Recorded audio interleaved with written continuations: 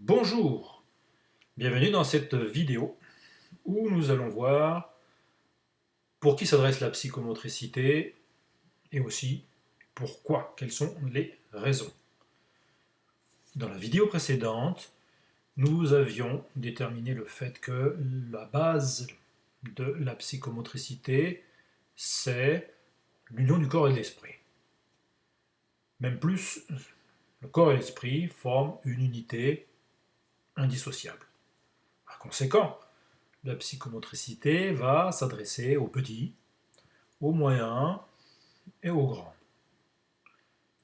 D'une manière générale, donc, en ce qui concerne les nourrissons, les enfants, les adolescents,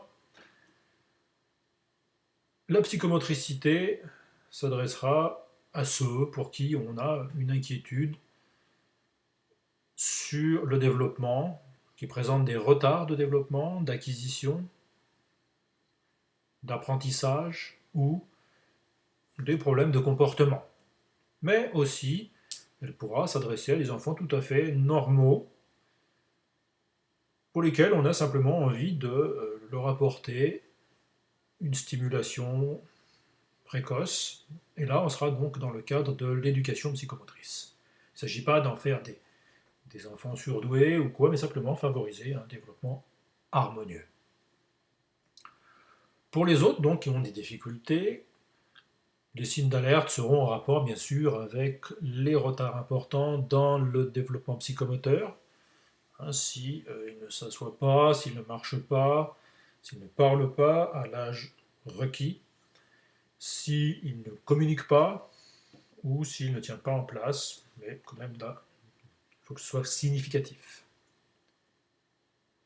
Pour les enfants d'âge moyen en scolarité, donc les difficultés d'apprentissage, malgré les aides, les problèmes d'écriture, ou des difficultés manifestes dans le sport, un manque d'autonomie ou encore une fois un problème au niveau de la communication avec les enfants de son âge et pour les enfants qui ne tiennent pas en place. Pour les adolescents, les problèmes d'apprentissage et plus significativement les troubles de l'écriture, le repli sur soi, l'agressivité, les phobies, nous distinguerons cela plus en profondeur un peu plus tard. Pour les adultes, on va voir tout ce qui est situation de handicap, qu'elle soit innée, acquise, transitoire, ou pour ceux qui font face à des difficultés importantes. Et là, encore une fois, pour le handicap, il s'agira de n'importe quel handicap, qu'il soit moteur, sensoriel, intellectuel ou psychique. Les adultes qui se sentent crispés, nerveux, anxieux, qui présentent des douleurs chroniques, des troubles psychosomatiques et des troubles du sommeil, les personnes âgées en situation de handicap, encore une fois ici, mais aussi ceux dont les repères corporels, spatiaux et temporaux changent du fait de l'âge, qui sont préoccupés par leur autonomie, leur déplacement, leur bien-être, leur diminution cognitive.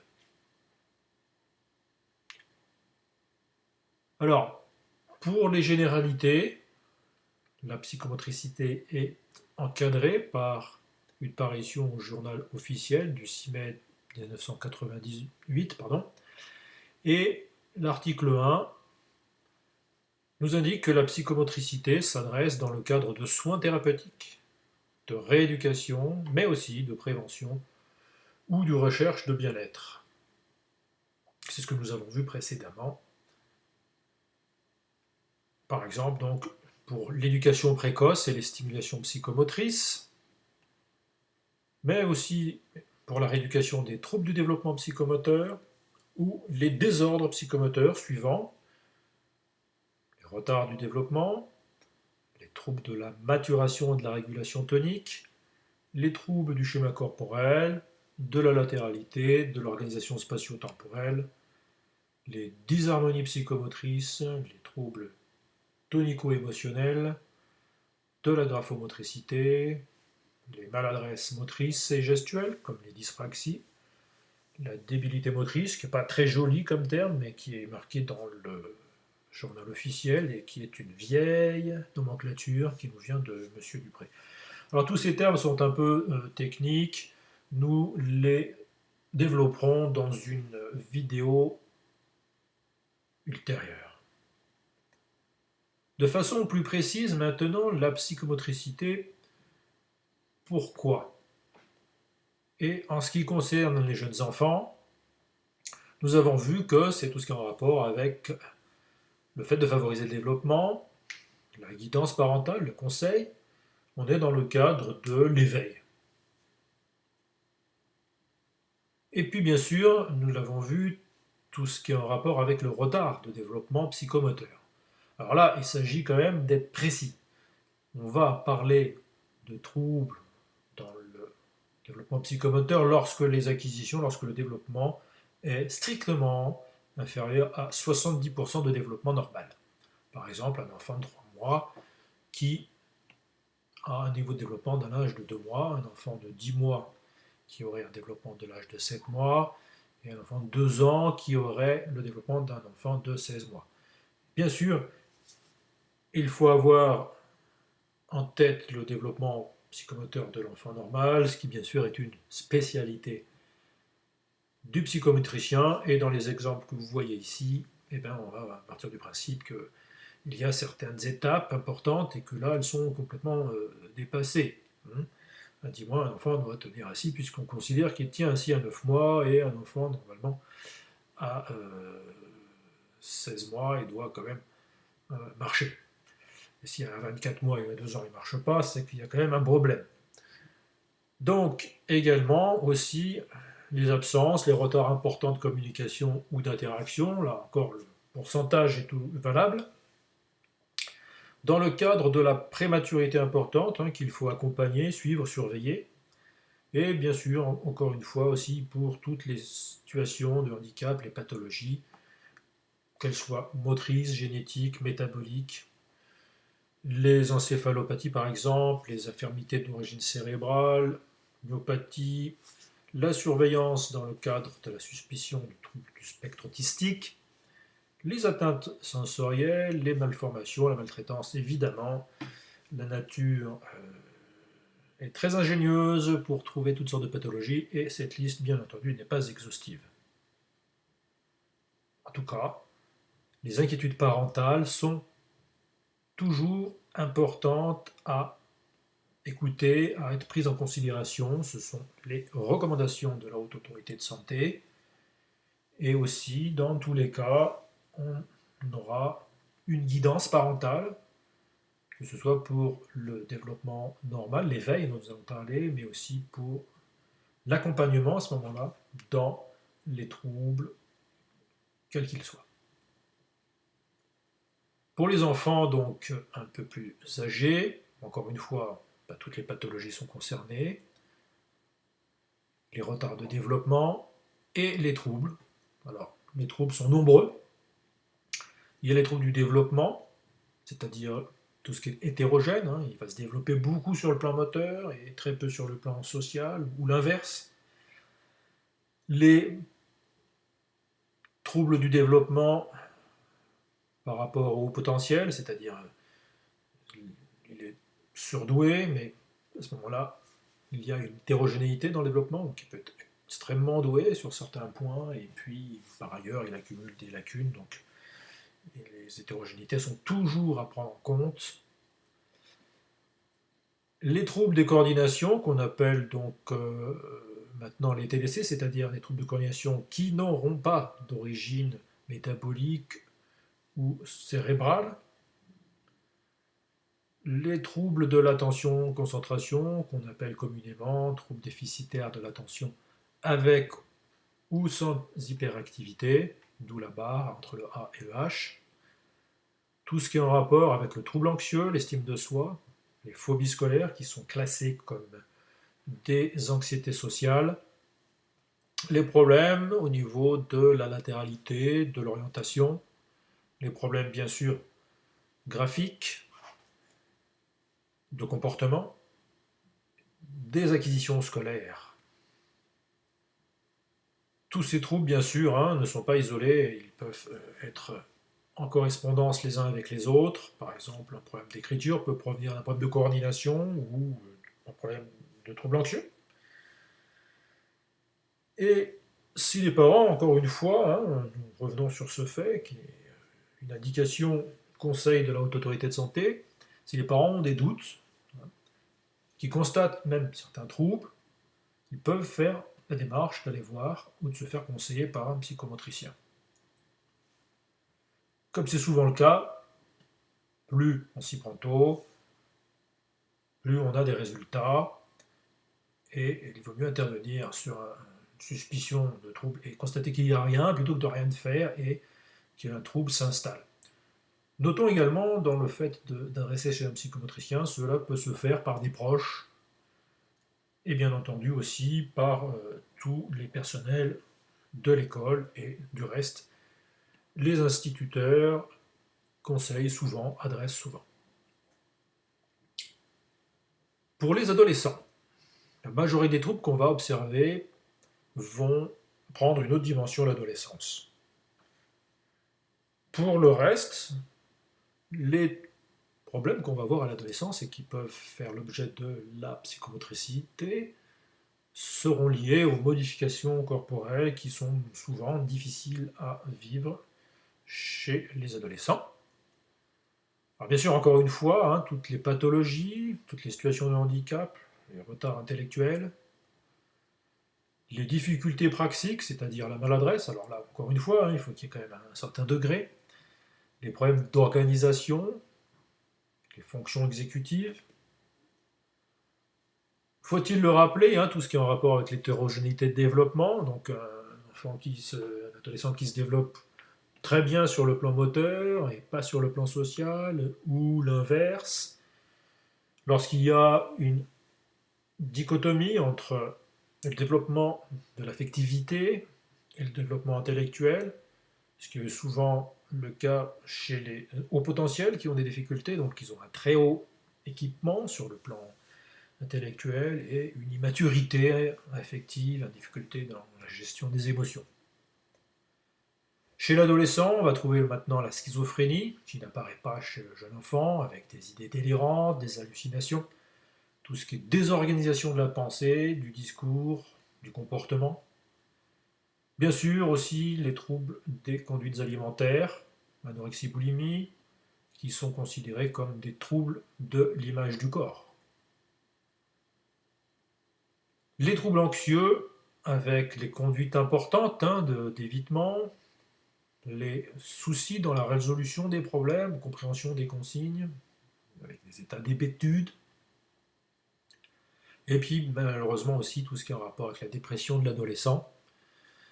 Là encore une fois, hein, il faut que ce soit manifeste, puisqu'on appelle ça l'état dépressif majeur, où on trouve un désinvestissement complet, ou au contraire, et aussi de l'agressivité, une phobie scolaire qui s'installe.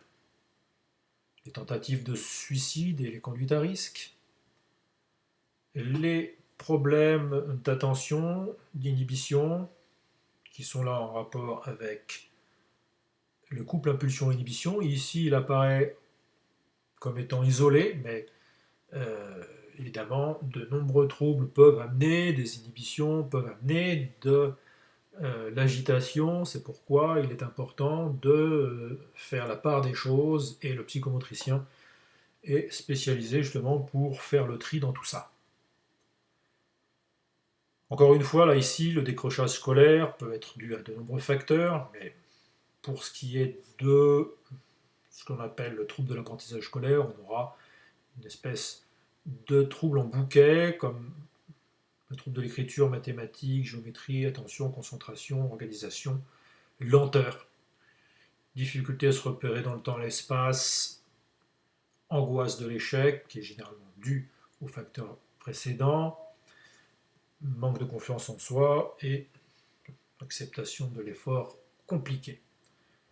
Les troubles tonico-émotionnels, généralement, là aussi, ça va être en rapport avec le trouble de la maîtrise de l'impulsion-inhibition, mais aussi tout ce qui est en rapport avec les émotions. Pour les adultes maintenant, encore une fois, on aura tous les types de handicap, quels qu'ils soient. Et dans cette perspective, nous aurons des personnes qui viendront pour faire une rééducation ou une thérapie, qui suivront simplement une aide ou un soutien, ou qui viendront en psychomotricité dans le cadre d'un maintien ou d'une reprise du travail. Là, dans ces 3 points, on va trouver des personnes qui seront à la fois dans le milieu ordinaire, mais aussi dans des institutions, comme par exemple les institutions d'aide par le travail pour le monde du handicap. Les personnes viendront aussi lorsqu'elles feront face à une modification du parcours de vie, lorsqu'elles seront fragilisées suite à un accident, un AVC, un trauma crânien, pour l'aide à l'accouchement et pour faire face à des maladies graves. On ne sera pas là pour soigner ces troubles, mais pour aider la personne pour qu'elle fasse face à ces difficultés. On trouvera les personnes qui viendront pour des troubles psychomatiques du sommeil, des douleurs chroniques, pour des burn-out, pour tout ce qui est en rapport avec l'angoisse, l'anxiété, la dépression, pour des difficultés relationnelles, de communication, de comportement, d'adaptation psychosociale, pour des troubles des fonctions exécutives, l'attention, concentration, des altérations cognitives sans qu'on soit dans le cadre de la déficience intellectuelle, ou tout simplement dans une perspective de bien-être, d'harmonisation, d'équilibre intérieur, de qualité de vie, puisque nous verrons dans une prochaine vidéo, quand nous parlerons des moyens, la psychomotricité va utiliser tout ce qui est thérapie corporelle, de type relaxation, tai chi, sophrologie, technique de libération des émotions, ou tout simplement des approches corporelles spécialisées et individualisées.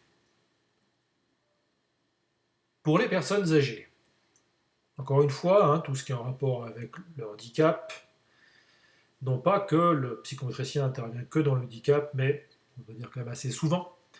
Et là, pour les personnes âgées, les troubles vont s'amplifier ou impacter, bien sûr, et malheureusement, la personne de façon plus importante.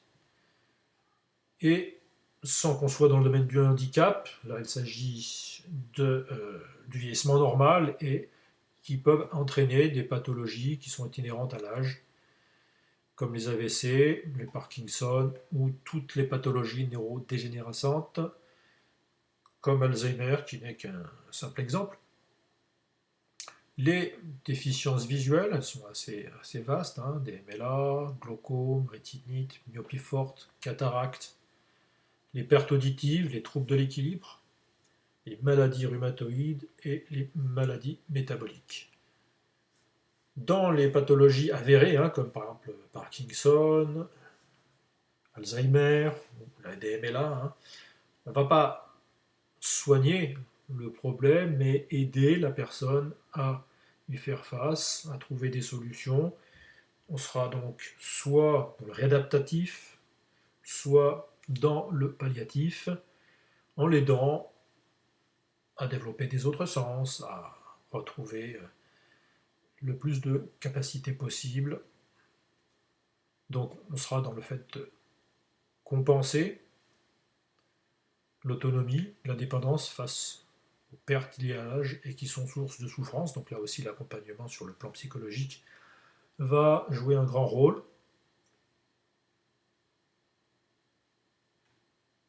Tous les problèmes liés à l'âge seront donc en rapport avec les praxies. Par exemple, dans l'équilibre, on va travailler sur la prévention des chutes, quand c'est possible. On apprendra à la personne à comment se relever du sol si, malheureusement, ça lui arrive de chuter. Tout ce qui est en rapport avec la perte de la force musculaire, le système cardiovasculaire est différent, donc là, ici, il faut aider la personne dans tous ces changements, mais aussi les changements sur le plan cognitif. Et là, il s'agit des problèmes de mémoire, de planification, d'orientation spatio-temporelle. La psychomotricité donc interviendra pour les problèmes de confiance en soi, de revalidation et peur, les difficultés au niveau de l'expression de soi, puisque le corps change, hein. Par exemple, dans l'audition, ça peut être difficile, mais on ne va pas seulement travailler sur les points faibles, sur les problèmes, mais aussi sur les points forts avec le renforcement des potentiels, parce que toute personne, quelle qu'elle soit, a toujours donc des possibilités qu'on va pouvoir utiliser et renforcer.